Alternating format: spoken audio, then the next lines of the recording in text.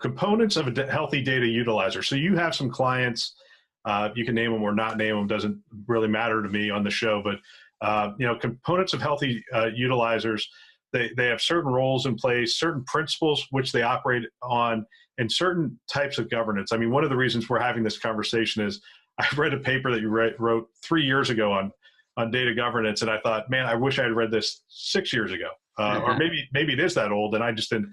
But yeah, there are some principles that good, healthy data utilizers sort of operate with, and some roles they put in place. Why don't you talk about some of those things? Yeah. Okay. Well, I will mention a couple of role model clients, and of course, I'll offend you by not mentioning them. But Mission Healthcare is Mission Healthcare example. John Brown, the CIO there.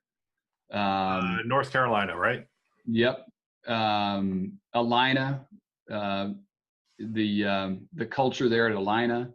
Jonathan Shoemaker's the CIO up there. Yep. Those are two good examples we have more than that, but those are two good long-term examples of clients who take advantage of data. They're good utilizers.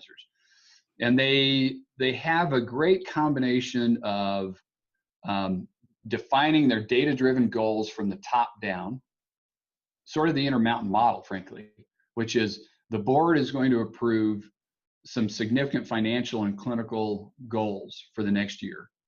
And those goals have to be backed by the evidence of data that we've achieved them. So there's always Intermountain, Geisinger is the same way. Mission, they have really good top-down clinical and financial goals that then they line up analytics resources underneath those, and as well as change agents underneath those. But they also leave room in the analytics capabilities and capacity of the organization to allow things to bubble up from the ground up, recognizing that innovation, the true innovation, right, around data happens at the edges of the organization. So to do that, you have to have good centralized governance, but not too heavy, can't be too top down. And you also have to have a culture that is, I would say, more risk tolerant than the norm when it comes to data utilization. So you have to knock down barriers to data access. You have to have approvals. When there are needs for data, you have to knock down those barriers for approval so that people feel empowered to get to the data as quickly as they can when they need it.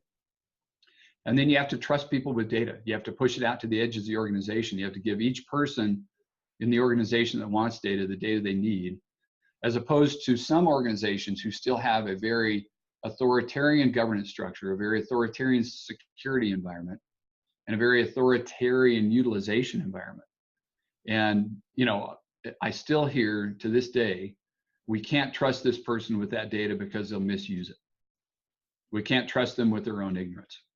Well, that's not the right attitude, for heaven's sakes. Give them the data, then teach them how to use the data in a proper way. Yeah. So those are some of the components. The data governance structure at some of these high utilizers is a very good combination of balance, is what it boils down to, right? I always paint the extremes of data governance as authoritarian or anarchy, right? There is either very heavy-handed governance, which holds back progress, or there's no data governance, which has all sorts of impacts on data quality, utilization, and consistency. And the best organizations hit the sweet spot in the middle, and they appreciate data as an asset.